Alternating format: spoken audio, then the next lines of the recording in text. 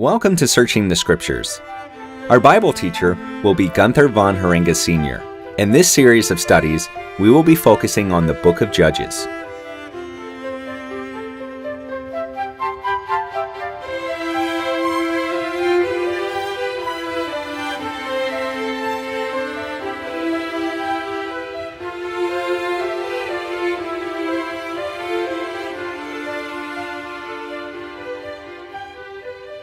Without further ado, let's look into God's Word, the Bible. Good evening and welcome to Searching the Scriptures. Tonight is going to be Judges study number 7, and we, back in lesson number 4, we began looking at two similar citations, Deuteronomy 7:22 and Exodus 23:29-30. And the reason we did that was because we're trying to decipher in these two interesting passages the principle of by little and little. This is the principle by which God was going to dispossess the inhabitants of the land after Israel had sinned.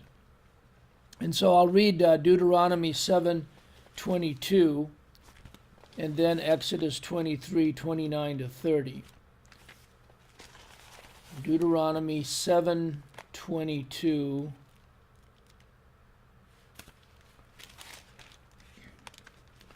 says, "And Jehovah thy God will put out those nations before thee by little and little.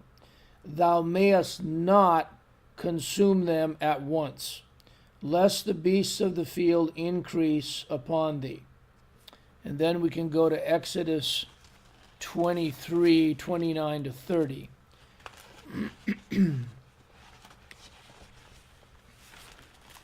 Exodus 23:29-30.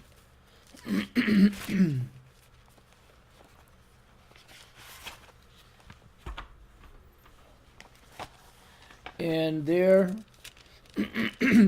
we read, "I will not drive them out from before thee in 1 year, lest the land become desolate, and the beast of the field multiply against thee. By little and little I will drive them out from before thee, until thou be increased and inherit the land." I'd like to look at Exodus 23:29-30 and include some of the surrounding verses to get a more general context, specifically verses 20-23 and also verses 27-28. And we'll be focusing on three elements that God said he would send into these heathen nations. And hopefully this will also help to clarify this principle of by little and little, which we have to recognize that God in his divine wisdom adopted. The first element is his angel, the second is his fear, and the third is the hornets. So I'll start with verse 20-23, and then I'll go down to 27-28. Again, this is Exodus 23.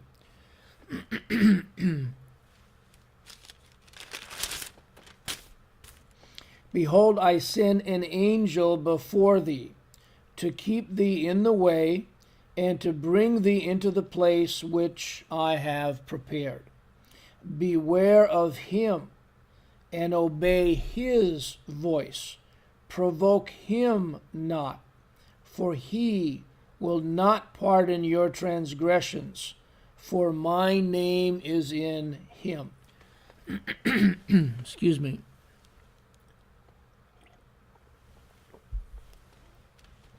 Verse 22, "But if thou shalt indeed obey his voice, and do all that I speak, then I will be an enemy unto thine enemies, and an adversary unto thine adversaries.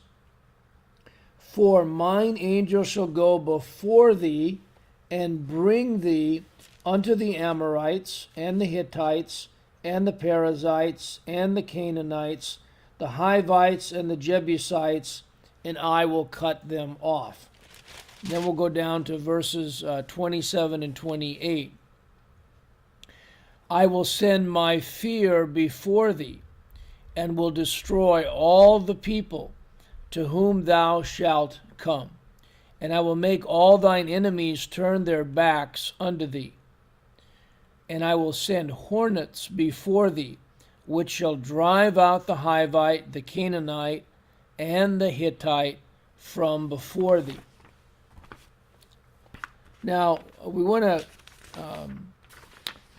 keep in mind, first and foremost, that when God speaks of sending his angel or messenger, which is Strong's number 4397, it's the Hebrew word malak, in verses 20 and 23, who is he speaking about? No question, it is the Lord Jesus Christ. And the masculine pronouns in verses 21 and 22 also reveal that, the him, he, his. This is also verified by the language of Malachi 3, 1-3, in which this same word messenger is employed twice. Malachi 3, 1-3.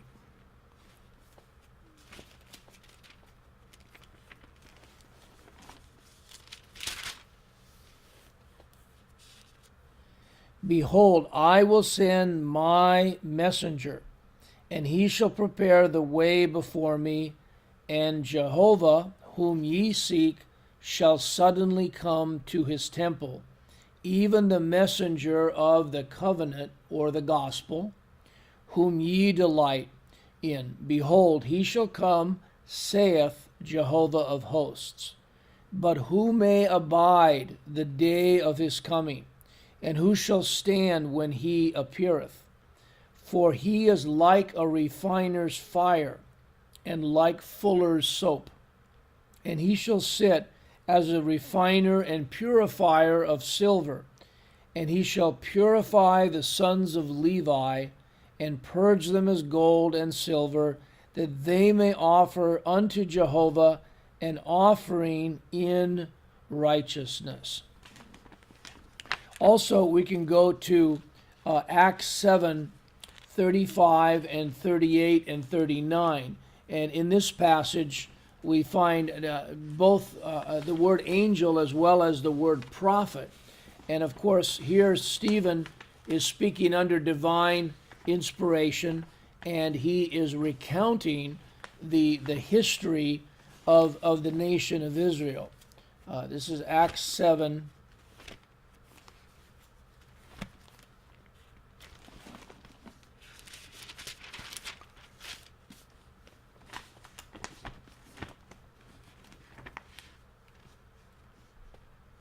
35 and then 38 and 39. This Moses, whom they refuse, saying, Who made thee a ruler and a judge?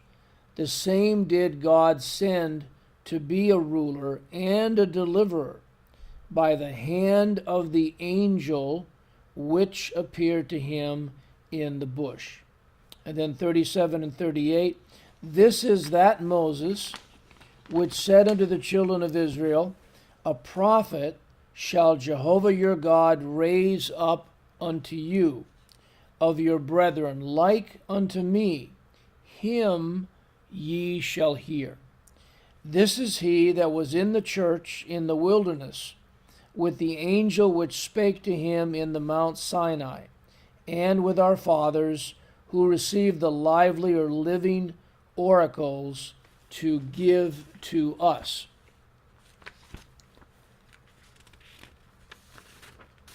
In Acts 3, 20-23, we find additional corroboration, by Peter under divine inspiration, of course. Acts 3, 20-23.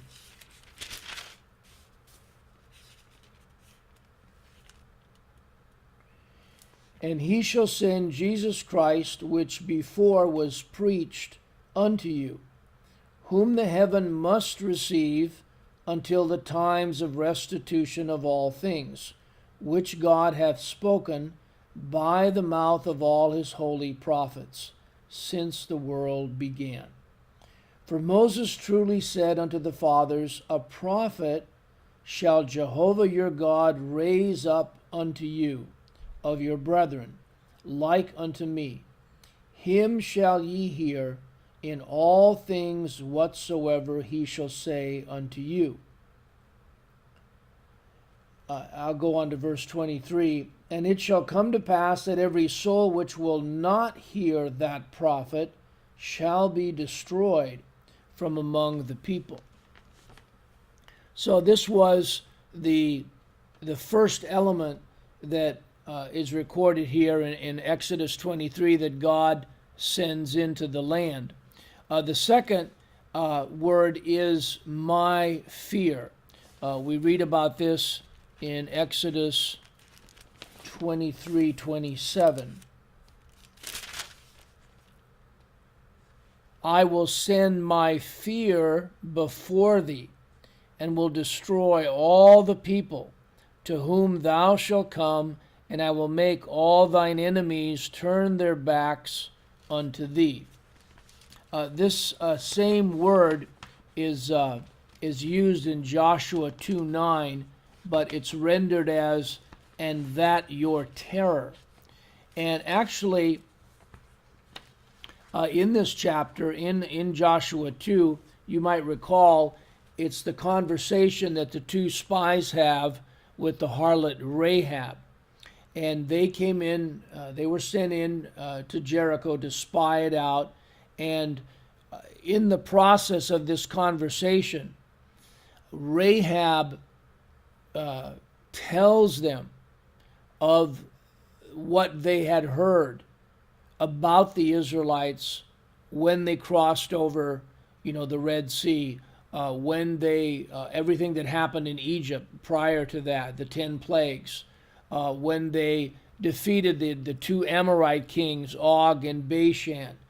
Somehow, word had spread like wildfire, and they had heard about this, and this is pretty incredible, because obviously there were no computers, there's no fax machines, there's no telephones. It was just word of mouth that had spread this. So we'll let me read. This is Joshua 2.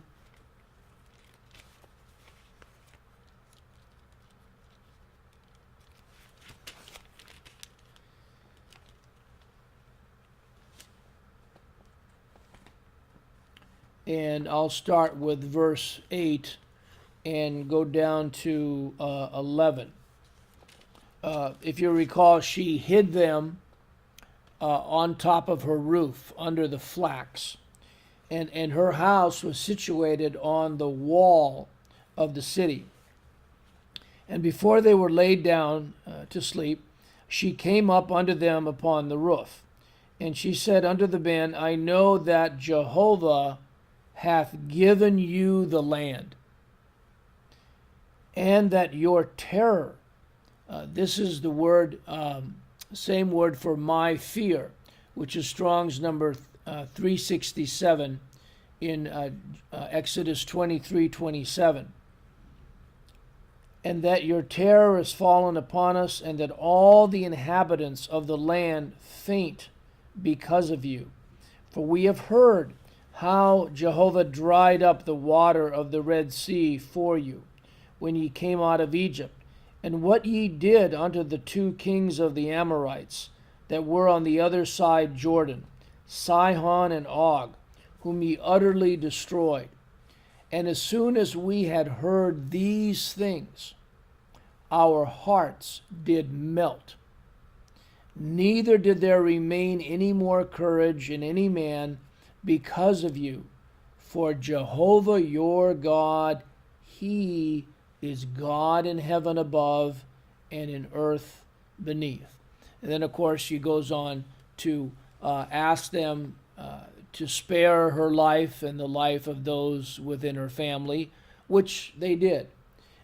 When they came to destroy the city, she had put down that scarlet thread out of the window hanging over the wall of the city. And that was the clue that the Israelites were not to touch whoever was in that house. Now, this same fear and apprehension was prophesied in the song that's recorded in Exodus 15, 14 through 7. And 14 through 17, and it appears in verse 16.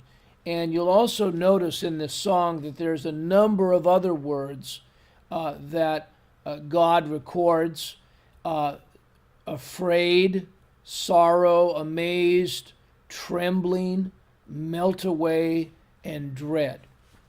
Again, this is Exodus 15, 14 through 17.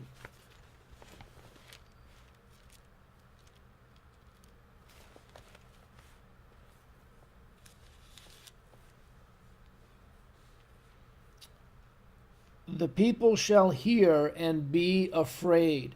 Sorrow shall take hold on the inhabitants of Palestina. Then the dukes of Edom shall be amazed. The mighty men of Moab, trembling, shall take hold upon them. All the inhabitants of Canaan shall melt away. Fear and dread shall fall upon them by the greatness of thine arm, God's arm. They shall be as still as a stone, till thy people pass over, O Jehovah, till thy people pass over, which thou hast purchased. Thou shalt bring them in and plant them in the mountain of thine inheritance, in the place, O Jehovah, which thou hast made for thee to dwell in the sanctuary, O Jehovah, which thy hands have established. Now, we can also go to the third element here in Exodus 23, and it's actually Exodus 23, 23.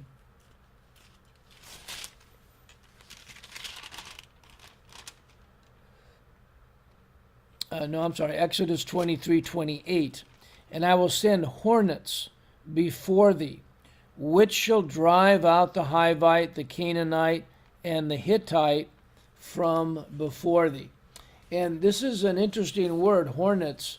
It's Strong's number 6880, and it's only found in two other places. Besides here in Exodus 23, 28, it's found in Deuteronomy 7, which we've also been looking at in verse 20. Moreover, Jehovah thy God will send the hornet among them until they that are left and hide themselves from thee be destroyed. Also in Joshua 24:12, we learn about God's guidance and oversight that really determined the victory that the Israelites had over the two Amorite kings, Og and Bashan. And I sent the hornet before you, which drave them out from before you, even the two kings of the Amorites, but not with thy sword, nor with thy bow. And so God is making the point, even though they use these instruments, the bow as well as the sword, to destroy the Amorite kings. However, what God is really underscoring here is that he was the one.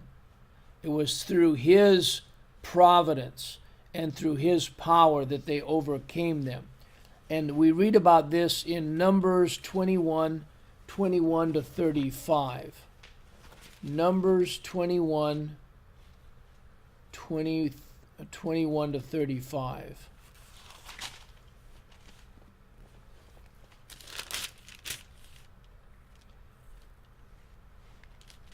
And Israel sent messengers unto Sihon, king of the Amorites, saying, Let me pass through the land. We will not turn into the fields or into the vineyards. We will not drink of the waters of the well, but we will go along by the king's highway until we be past thy borders. And Sihon would not suffer Israel or allow Israel to pass through his border. But Sihon gathered all his people together and went out against Israel into the wilderness, and he came to Jahaz and fought against Israel. And Israel smote him with the edge of the sword, and possessed his land from Arnon unto Jabbok, even unto the children of Ammon. For the border of the children of Ammon was strong. And Israel took all these cities, and Israel dwelt in all the cities of the Amorites, in Heshbon, and in all the villages thereof. For Heshbon was the city of Sihon the king of the Amorites, who had fought against the former king of Moab, and taken all his land out of his hand, even unto Arnon. Wherefore they that speak in Proverbs say, Come into Heshbon, let the city of Sihon be built and prepared. For there is a fire gone out of Heshbon, a flame from the city of Sihon. It hath consumed Ar of Moab, and the lords of the high places of Arnon. Woe to thee, Moab! Thou art undone, O people of Chemosh. Chemosh was one of the false gods that they worship, the Moabites worship. He hath given his sons that escaped, and his daughters into captivity unto Sihon, king of the Amorites. We have shot at them. Heshbon is perished, even unto Dibon. And we have laid them waste, even unto Nophah, which reacheth unto Medeba. Thus Israel dwelt in the land of the Amorites. And Moses sent to spy out Jazer, and they took the villages thereof, and drove out the Amorites that were there. And they turned and went up by the way of Bashan, and Og, the king of Bashan, went out against them, he and all his people, to the battle at Edrei. And Jehovah said unto Moses, Fear him not, for I have delivered him into thy hand, and all his people and his land, and thou shalt do to him as thou didst unto Sihon king of the Amorites, which dwelt at Heshbon. So they smote him, and his sons, and all his people, until there were none left him alive, and they possessed the land.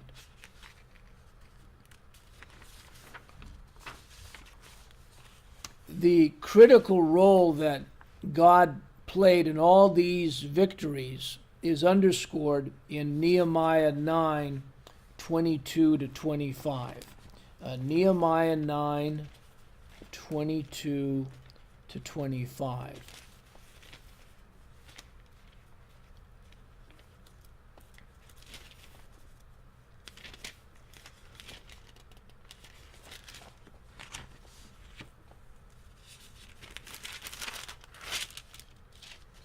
Moreover, thou gavest them kingdoms and nations, and didst divide them into corners.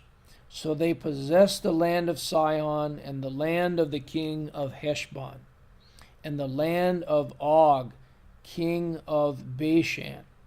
Their children also multipliest thou as the stars of heaven, and broughtest them into the land concerning which thou hadst promised to their fathers, that they should go in to possess it.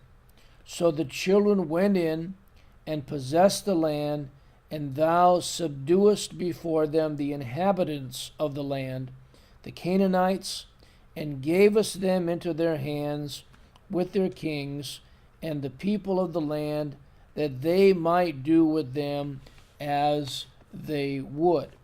And they took strong cities and a fat land, and possessed houses full of all goods, walls digged, vineyards and olive yards, and fruit trees in abundance. So they did eat, and were filled, and became fat, and delighted themselves in thy great goodness. Well, we're going to have to stop here and pick up this study of the book of Judges in our next lesson. Thank you for joining us today for Searching the Scriptures. Until next time, to God be the glory.